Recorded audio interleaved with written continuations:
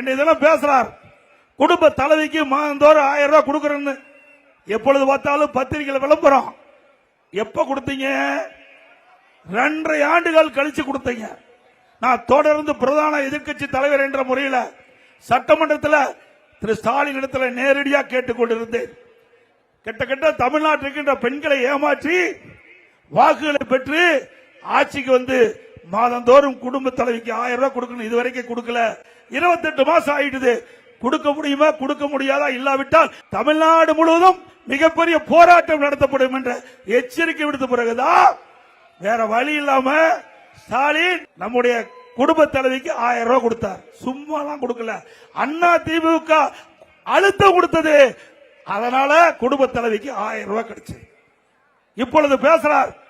இந்த முன்பணம் கொடுத்திருக்காருல்ல குடும்ப தலைவிக்கு பிப்ரவரி மாசம், மார்ச் மாசம், ஏப்ரல் மாசம். என்ன காரணம் சொல்றாரு? அந்த குடும்பத்தில் இருக்கிற மக்களுக்கு நோய்வாய்ப்பட்டா மாத்திரை வாங்க, பள்ளிக்கு பீஸ் கட்ட. ஏன் 28 மாசம் அந்த மக்கள் கஷ்டப்பட்டாங்களே, அப்ப ஏன் கொடுக்கல? பெண்கள் கஷ்டப்பட்டதை பார்த்து கொடுக்கல. திரு ஸ்டாலினுக்கு அந்த குடும்பத்துடைய ஓட்டு தேவை. அதனால இப்ப கொடுக்கிறார்.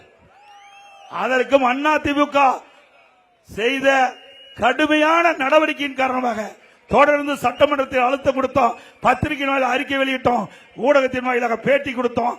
எங்களுடைய அண்ணா திமுக பொதுக்கூட்டத்தில் இதை தொடர்ந்து பேசணும். வேற வழி இல்லாம தான் குடும்ப தலைவிக்கு 1000 ரூபாய் கொடுத்தார்.